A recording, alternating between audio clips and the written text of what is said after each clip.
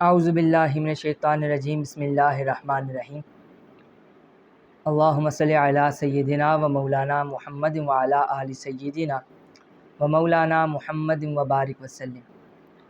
احباب ذی وقار، انتہائی دکھ اور افسوس ہوتا ہے اور دل خون کے آنسور ہوتا ہے کہ جب میں یہ محسوس کرتا ہوں کہ ہم میں سے چند لوگوں نے مسلکی تعصب کی بنا پر اہل بیت کی محبت کو رد کر دیا،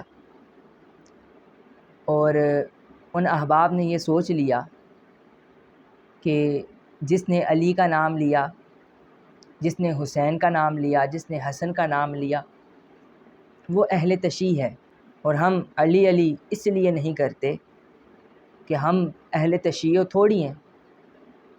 تو یہ رویہ دیکھ کر انتہائی دکھ ہوتا ہے کہ ہم نے محبت اہل بیت کو بھی فقط ایک مسلکی تعصب کی بھینٹ چڑھا دیا۔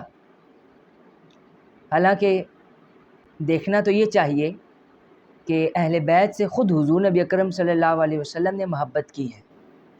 اہل تشیع مکتبہ فکر بعد میں بنا ہے، پہلے حسن و حسین مولا علی حضور کے ہیں۔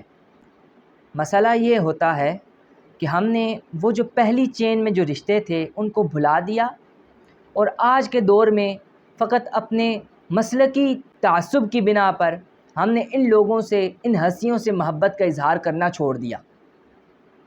جب ہم ان ہستیوں سے محبت کا اظہار نہیں کرتے تو آٹومیٹیکلی دل میں ایک بغض وہ پیدا ہوتا ہے، اور حضور نبی اکرم صلی اللہ علیہ وسلم نے فرما دیا کہ جس نے میری اہل بیت سے بغض رکھا، قیامت والے دن ان کا حشر یہودیوں کے ساتھ ہوگا۔ اب ہمیں تو اپنی آخرت کی فکر کرنی چاہیے۔ ہم محبت اہل بیت کو فقط اہل تشیع کے کھاتے میں ڈال کر ہم کہیں جی جو ان سے محبت کرتا ہے وہ اہل تشیع ہے، تو ایسا نہیں ہے۔ ہمیں تو اپنی آخرت کو سنوارنا چاہیے، ہمیں تو اپنی آخرت کو دیکھنا چاہیے۔ اب کس منہ سے قیامت والے دن ہم ان ہستیوں کا سامنا کریں گے؟ دنیا میں ہم نے ان سے اپنی محبت کا اظہار تک نہ کیا، جی اگر ہم نے اظہار کر دیا تو ہم اہل تشیع ہو جائیں گے۔ اب اس دنیا کا بھی قانون ہے کہ جب آپ کسی سے ناراض ہوں یا آپ سے کوئی ناراض ہو تو آپ کو اس کے گھر جاتے ہوئے بھی شرمندگی ہوتی ہے، یا آپ اس کے گھر جانا بھی پسند نہیں کرتے۔ یہ تو جنت کے سردار ہیں، یہ دونوں صاحبزادے، یہ جنت کے سردار ہیں، یہ ان کا اپنا گھر ہے۔ جنت حسن و حسین کا گھر ہے۔ جس نے حسن و حسین سے بغض رکھا تو وہ کس منہ سے ان ہستیوں کا سامنا کرے گا قیامت والے دن، اور وہ کس منہ سے اس جنت میں داخل ہوگا، اور وہ کس منہ سے حضور نبی اکرم صلی اللہ علیہ وسلم کی شفاعت کی امید رکھے گا؟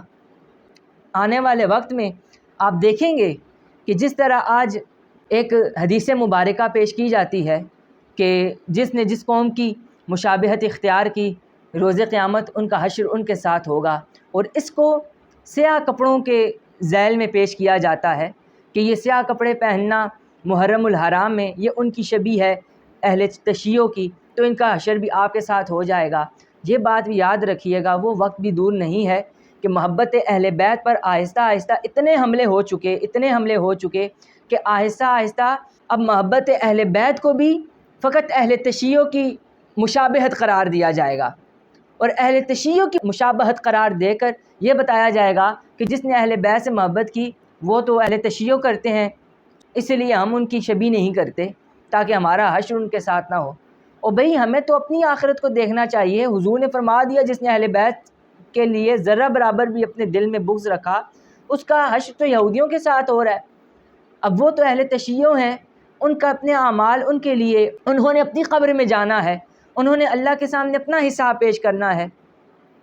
محبت کے اعتبار سے ان کا دامن تو صاف ہے، محبت اہل بیت کے اعتبار سے ہم لوگوں میں سے چند لوگوں کے دامن خالی ہیں، اور وہ فقط محبت اہل بیت کا اظہار اس لیے نہیں کرتے کیونکہ ان کو اہل تشیع نہیں پسند، اہل تشیع سے وہ نفرت کرتے ہیں، ان کو وہ کافر سمجھتے ہیں۔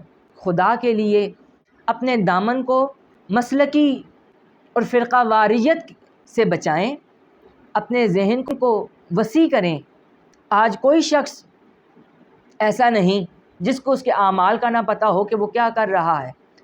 ہر شخص اپنے عمل کا جواب دہ ہے، ہر شخص نے اپنی قبر میں جانا ہے۔ یہ وہ ہستیاں ہیں جو حضور کی محبوب ہیں، یہ وہ ہستیاں ہیں جن کو حضور بوسے دیتے رہے، یہ وہ ہستیاں ہیں جب ان کی شہادت کا تذکرہ آپ سے کیا جاتا تو آپ کی آنکھیں اشکبار ہو جاتی۔ یہ وہ ہستیاں ہیں جنہوں نے میدان کربلا میں فقط اسلام کی خاطر اپنی جانوں کے نذرانے پیش کیے۔ حسین کو پتہ تھا کہ ان کے ساتھ کربلا میں کیا ہونا ہے۔ ان لوگوں نے اسلام کی خاطر، اللہ اور اس کے رسول کی خاطر، ہمارے لیے، ہماری خاطر اپنے بچوں تک کو قربان کیا۔ اس لیے اہل بیت کی محبت کے لیے کسی فرقے کو نہ دیکھیے کہ کون سا فرقہ کر رہا ہے، کون سا فرقہ نہیں کر رہا۔ اہل بیت کی محبت ہر ایک کے لیے لازمی ہے۔ اللہ سے دعا ہے کہ اللہ رب العزت ہمیں اہل بیت کی محبت عطا فرمائے، ان سے سچے دل سے ہمیں قلبی عشق عطا فرمائے، اور شہدائے کربلا کے صدقے ہمارے حال پر اپنا خصوصی لطف و کرم فرمائے۔ والسلام وما علینا الا البلاغ۔